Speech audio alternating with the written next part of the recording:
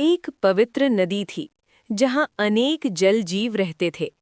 उसी नदी में एक छोटी मछली भगवान शिव के शिवलिंग की पूजा करती थी। उसकी भक्ति से प्रसन्न होकर भगवान शिव प्रकट हुए और उसे आशीर्वाद दिया।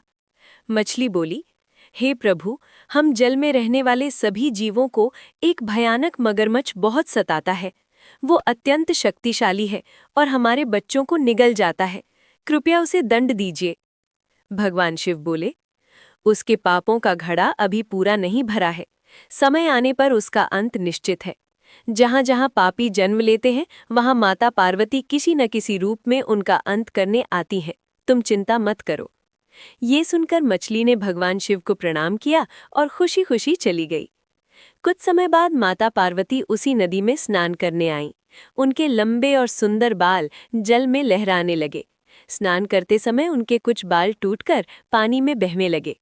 एक छोटी मछली ने उन बालों को इकट्ठा कर लिया। तभी एक भयानक मगरमच्छ वहां आया और उसने वे बाल छीन लिए।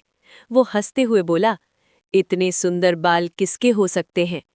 मछली बोली, अरे पापी, ये माता पार्वती के बाल हैं।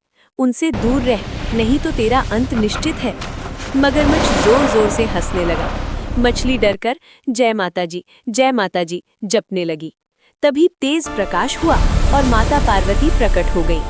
मगरमच्छ उन्हें देखकर बोला, मैं तुम्हें भी खा जाऊंगा, जैसे मैं इस जल के अन्य जीवों को खा जाता हूँ। मछली रोते हुए बोली, माँ, इसे रोक लीजिए। माता पार्वती शांत स्वर में बोली, अरे दुष्ट, अभी भी समय है। इस स्थान को छोड़कर चला जा, नहीं तो मैं तुम्हें इस जन्म से मुक्त कर दूंगी। लेकिन मगरमच्छ नहीं माना और उन पर हमला करने की कोशिश की। तभी माता पार्वती क्रोधित हो गई। उनके दिव्य तेज से जल कांपने लगा।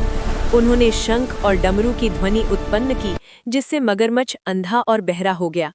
डरकर मगरमच्छ उनके चरणों में गिर पड़ा और क्षमा मांगने लगा। तभी भगवान शिव प्रकट हुए और बोले, तूने अपनी शक्ति का उपयोग दूसरों को कष्ट देने में किया है, इसलिए अब तुझे दंड मिलेगा। उन्होंने उसे शाप दिया, अब तू अंधकार में रहेगा और कभी इस संसार को देख या सुन नहीं पाएगा। माता पार्वती बोली, अब तू अपने कर्मों का फल भोग। ये देखकर सभी मछलियां और बूढ़ा कछुआ खुशी से झूम उठे। जो भी इस कथा को सच्चे मन से सुनता है, उसे माता पार्वती का आशीर्वाद अवश्य मिलता है।